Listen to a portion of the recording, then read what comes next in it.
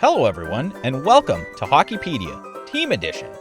On today's episode, we're going to talk about one of the original 6 franchises, the Toronto Maple Leafs. Here's your 5-minute dose of hockey history. Check it out! The Toronto Maple Leafs franchise was founded in 1917 and went through a series of identity changes in the early years.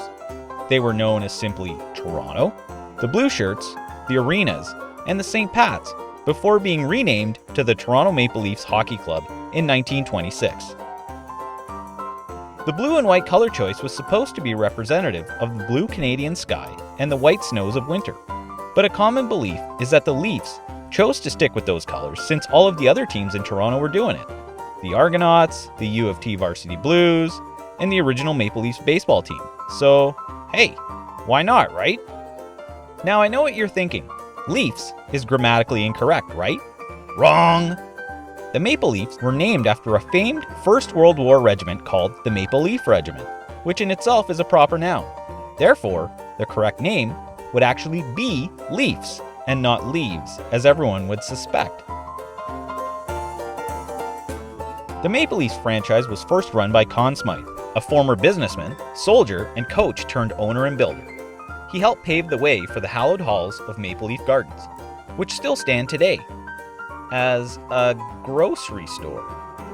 But wait, there's a university hockey rink too, so it's not all that bad. Right now, they're playing their games out of the Air Canada Centre, which they share with the Toronto Raptors of the NBA. And for the first time in history, the arena was not sold out for the last few games of the NHL season, due to poor on-ice product. But we'll get into that in a minute.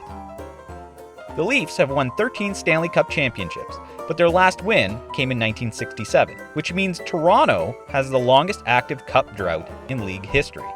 But they have come close a few times since then, like that time in '93 when they got screwed in the conference finals by a non-call from former NHL referee Kerry Fraser, the only man with Helmet Safety Authority approved hair.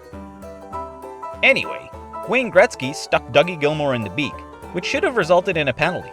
But the ref missed the call.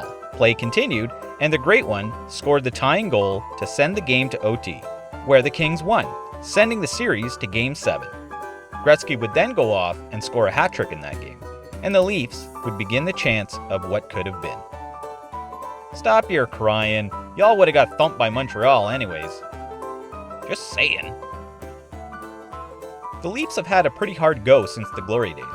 They had to deal with crusty cheapskate owners, hard-headed or completely inept general managers, upper management sticking their fingers in the pie, and the crushing weight of the Toronto media, dragging players down like a boat anchor. But hey, it's the center of the hockey universe. I mean, they have 2 national broadcasts dedicated to showcasing them to the world, so it can't be that bad, right? Maybe I shouldn't have asked. Don't get me wrong, there have been some good times. The Leafs were extremely competitive in the early 2000s. They had guys like Matt Sundin, Darcy Tucker, the Bionic Man Gary Roberts, and stellar goaltending from Curtis Joseph and Eddie Belfour. They just couldn't seem to get it together and make it back to the big dance. Currently, management missteps and poor choices have led the team down a road where high expectations from their fan base and mediocre results on ice have brought a storm of misery to the city. You know what they say, money can't buy you love. According to Forbes, the Leafs are worth an estimated $1.3 billion US, easily the richest team in the NHL, and the only hockey team to rank in the list of the top 50 most valuable sports franchises. So what do you do when you're the richest team in the league? Well, you fire everyone and start over.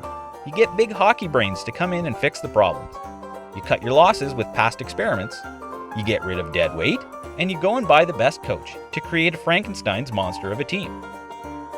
So the Leafs have Brendan Shanahan in their front office, alongside ironclad interim GM Lou Lamoriello, the analytics genius of Kyle Dubas, the coaching pedigree of Mike Babcock, and a team featuring, well, it's a work in progress. As of this season in 2015-2016, Dion Phaneuf is the captain, Jonathan Bernier is their starting goaltender, and the bright spots on the offense are draft darling Nazem Kadri and fan favorite James Van Riemsdyk. It's a long way back to the top when you're at the bottom of the pit, and it looks like the Maple Leafs are working on re-establishing their identity and calling upon their past success and importance as a respected Original Six franchise. As long as the weight of history doesn't drag them down, it'll be blue and white forever in the center of the hockey universe. Well, that's it for this episode of Hockeypedia, Team Edition. If you enjoyed this video, feel free to subscribe for more tidbits of hockey history, and make sure you hit that like button. It really helps us out. Thanks so much for watching. We'll see you next time.